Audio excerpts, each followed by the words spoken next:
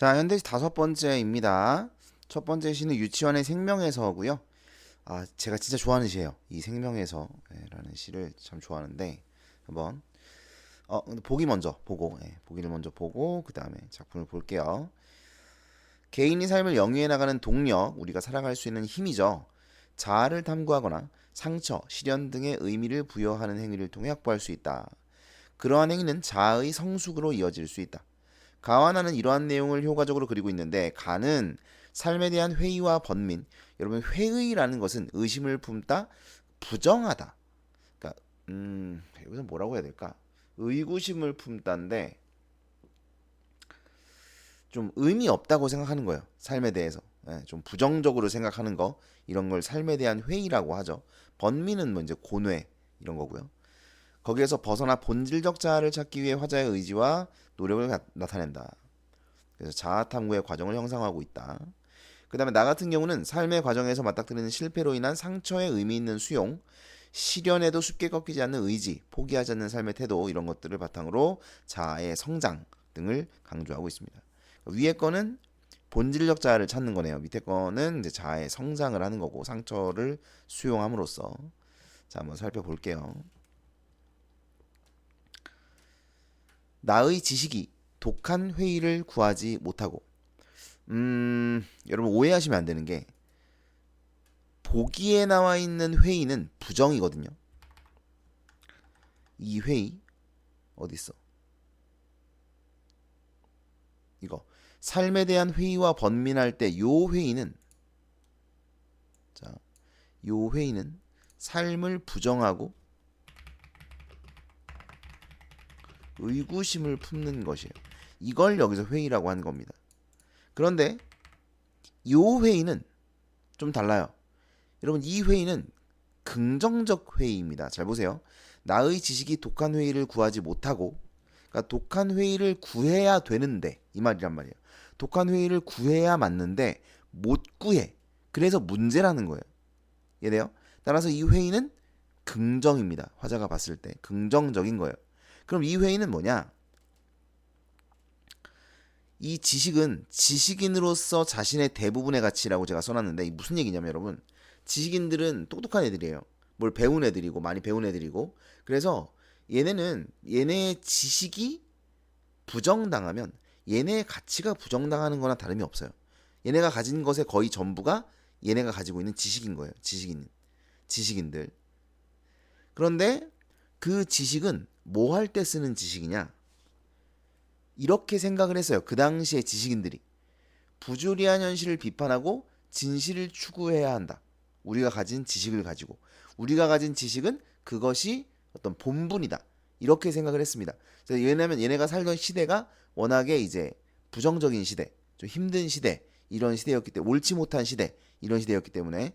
유치원 같은 경우는 1930년대 시인이고 일제강점기죠. 그러니까 이제 이런 올바른 생각을 가지고 있는 지식인들, 똑똑한 지식인들이 이 현실을 정확하게 보고 이 부조리한 현실을 비판하고 이래야 된다. 이렇게 생각을 했어요. 그런데 나의 지식이 독한 회의를 구하지 못해. 독한 회의, 비판이라고 생각을 하시면 독한 비판을 하지 못한다는 거예요. 이 세상에 대해서 독한 비판을 하지 못한다면 나의 지식은 쓸모가 없는 거거든요. 내 또한 삶의 애증을 다 짐지지 못해요. 뭔가 어떤 삶에서 오는 힘든 부분들이 있죠. 그런 부분들을 감당하기가 어려울 때, 이런 말인 거예요. 부조리한 시를 비판하고 진실을 추구해야 하는데 그러지 못할 때, 이거 이제 위에 거고, 밑에 거는 삶의 고단함을 견디기가 힘들 때, 이런 뜻이고요. 그럴 때 병든 나무처럼 생명이 부대낄 때, 나의 생명력이 뭔가 다해간다고 느낄 때, 그러니까 뭐 목숨은 붙어 있겠지, 당연히 생물학적으로는 살아 있지만 어떤 내 정신적으로 나의 자아가 좀 이렇게 너덜너덜해졌다고 느껴질 때, 이럴 때를 말하는 거죠. 저 머나먼 아라비아의 사막으로 나는 가자. 이거 어, 안 써놨네. 나는 가자, 이거 청유형입니다, 여러분. 스스로에게 청유형 어미를 사용하고, 요거는 의지예요, 의지. 밑에는 이제 명령형이 나오는데, 스스로에게 명령형이나 청유형 어미를 사용한다는 것은 의지를 드러내는 것이다. 이렇게 볼 수 있습니다. 자, 아라비아의 사막으로 가세요. 여러분, 사막에 가면 뭐밖에 없어요? 모래밖에 없다고 대답하시는 분들도 있겠지만 이제 세계지리 배우신 분들은 알 겁니다. 사막은 모래보다 돌, 암석 이런 게 더 많죠. 그죠? 예. 모래보다. 근데 이제 그 모래가 주는 어떤 이미지가 있죠. 사막하면 모래 이런 이미지가 있는 거죠. 근데 사막은 실제로는 암석이나 돌이 더 많다고 합니다. 뭐 아무튼 간에 자, 사막으로 가자. 가자고 했으니까 여기는 화자가 지향하는 공간입니다. 그다음에 거기는 그 사막은 한 번 뜬 백일이, 백일은 태양이죠. 태양이 불사신같이 작렬하고 자결이 맞아 장렬이 맞아 장렬이 맞네요. 니은 청가가 일어나니까 장렬하고 일체가 모든 것이죠. 모든 것이 모래 속에 사멸한 죽어버린 영겁의 허적에 영겁은 끝없는 영원한 이런 뜻이고 허적은 뭐라고 해야 되지? 비어 있는 곳 뭐 이런 뜻이에요. 그러니까 사막밖에 없, 모래밖에 없는 그런 공간이라는 거죠. 모래밖에 없고 아무것도 없는 그런 공간을 말하는 거죠. 한 번 뜬 태양이 장렬하고 모든 것이 모래 속에 죽어버린 영원히 비어 있는 그 사막을 말하죠. 오직 알라의 신만이 그러니까 이제 사막 지역은 여러분 보통 이슬람이에요. 그죠? 중동아시아도 이슬람이죠. 사막. 그 다음에 그 아프리카, 북아프리카 거기도 이슬람이에요 보통. 그래서 이 사막이 많은 곳들은 보통 이슬람 지역이기 때문에 이렇게 표현을 한 것 같아요. 알라의 신만이 밤마다 고민하고 방황하는 열사의 끝. 그러니까 알라의 신도 본질적 자아를 찾기 위해서 고민하는 곳이라는 건데 그 열렬한 고독 가운데 왜 고독이냐면 아무것도 없으니까요. 거긴 아무것도 없어. 알라의 신과 그 다음에 모래밖에 없거든. 그래서 고독한 곳이죠. 그 고독 가운데 옷자락을 나부끼고 홀로 서면 운명처럼 반드시 나와 대면하게 될지니 나를 만나게 될 거라는 거죠. 왜? 아무것도 없으니까요. 여러분 사실은 이것은 불교의 사상과도 일맥상통합니다. 불교에서 그 무소유를 얘기하죠. 근데 요즘에 불교는 아무도 무소유를 말하지 않죠. 요새는 무슨 푸처연접 하고 있던데. 예, 불교. 물론 이제 뭐 그런 불교도 불교의 하나겠죠. 뭐 나쁘다는 건 아닙니다. 근데 원래 불교라는 종교는 무소유 나의 모든 것을 버리고자 하는 종교예요. 왜냐하면 그래야 나만 남거든요. 그래야 진짜 나를 볼 수 있고 그 나를 완벽하게 이해하는 경지에 도달할 수 있거든. 그래서 나를 모든 것을 버리는 겁니다. 사실은. 물론 뭐 이제 갖는 것 자체가 번뇌이기 때문에 버리는 것이기도 하죠. 그런 것도 있고 어쨌든 그런 그 생각이 들어 있는 거예요. 여기도. 그러니까 모든 것을 버리다 보면 그러니까 모든 것이 없는 아무것도 없고 모래만 있는 그곳에 가게 되면 아무것도 없으니 남는 거라고는 나밖에 없으니 나를 만날 수밖에 없지 않겠냐라는 생각인 거죠. 그래서 본질적 자아를 만나게 될 것이다. 운명처럼 반드시 이런 얘기죠. 하여 나란 나의 생명이란 그 원시의 본연한 자태를 본질적 자아를 의미하죠. 그 원시의 본연한 자태 본질적 자아를 다시 만나지 못한다면 이런 말이에요. 만약에 내가 그 사막까지 갔는데도 나의 본질적 자아를 만나지 못한다면 차라리 나는 어느 사구에 그 모래 언덕이죠. 사구. 모래 언덕에 회한 없는 백골을 쪼이리라. 백골을 쪼이리라라는 것은 여러분 사막에는 독수리들이 있어요. 까마귀들도 있고 이 독수리들이 그 시체를 쪼아 먹습니다. 그래서 뭐 그런 경우가 많기 때문에 그러니까 차라리 죽겠다는 얘기예요. 이해돼요? 그러니까 나의 생명, 나의 본연한 자태를 본질적 자를 만나지 못한다면 거기에서도 차라리 죽고 말겠다는 겁니다. 내가 죽어서 그냥 저 독수리들한테 내 배꼽을 쪼개 하는 게 낫겠다. 이런 얘기예요. 그래서 아까도 얘기했지만 스스로에게 나는 쪼일이라니까 이제 뭐야 명령형이 아니잖아. 죄송합니다. 명령형이 아니네요. 선언형이네. 뭐뭐 하리라 이런 거니까 해라 이게 아니죠. 명령형은 아니네요. 선언형 어미를 쓰였고 뭐 이것도 강한 의지를 드러내는 건 맞습니다. 나에게 선언을 그러니까 내가 선언을 하는 거죠. 나는 이렇게 할 것이다. 이렇게 말하는 거니까 의지를 드러낸다. 이렇게 볼 수 있죠. 그래서 주제는 본질적 자아를 찾아는 거예요. 본질적 자아를 찾고 싶다. 찾기 위해서 사막으로 가겠다. 강한 의지를 드러내고 있습니다. 자, 그 다음에 희망에 거쳐 보겠습니다. 얘는 이제 상처에 의미 있는 수용이라는 게 있었죠. 아까 이제 그 내용을 바탕으로 하고 있는데 내용을 볼게요. 옥수수 때는 땅바닥에서 서너 마디까지 뿌리를 내딛는다. 그러니까 뿌리를 깊게 내린다라는 의미죠. 밑에 나와 있긴 한데 땅에 닿지 못할 헛발일지라도 깊게 발가락을 들이민다. 그러니까 노력한다는 거죠. 시도한다는 거예요. 그죠? 제가 얼마 전에 무슨 드라마인가 영화에서 봤는데 되지 않을 거라고 생각할지라도 그러니까 이게 우리가 이게 될까요? 막 이런 고민을 하는 거예요. 어떤 사람이. 그랬더니 이제 그 사람한테 누가 그렇게 얘기를 해요. 뭐 이게 될지 안 될지는 모르지만 우리가 시도해 볼 수는 있지. 근데 이게 별말 아니죠. 별말 아닌데 되게 와닿기는 했어요. 그 순간에 저한테. 그래서 이게 그러니까 우리는 얼마나 안 될 거라고 생각해서 안 해버리는 게 얼마나 많아요. 맞잖아. 그래서 가끔 그 프로야구 같은 거 보면 타자가 공을 쳐요. 그럼 이제 1루까지 뛰어가는데 아씨 어차피 아웃이네. 그러고 설렁설렁 가. 근데 수비가 실수를 해. 근데 얘가 열심히 뛰었으면 세이브 될 수 있었는데 설렁설렁 뛰어가지고 수비가 실수를 했음에도 불구하고 아웃이 돼. 그럼 사람들이 엄청 뭐라고 하거든. 네가 프로냐? 저딴 새끼가 프로라고 열심히 해야지 최선을 다해야지 막 이렇게 막 욕을 하거든. 근데 정작 우리는 얼마나 최선을 다하고 포기하지 않고 안 될 것 같아도 시도해보고 이렇게 하는가. 뭐 그런 생각을 좀 많이 했거든요. 아무튼 얘는 땅에 닿지 못할 헛발일지라도 그러니까 안 될 거라고 생각을 하면서도 최선을 다하는 거야. 깊게 뿌리를 내린다는 거죠.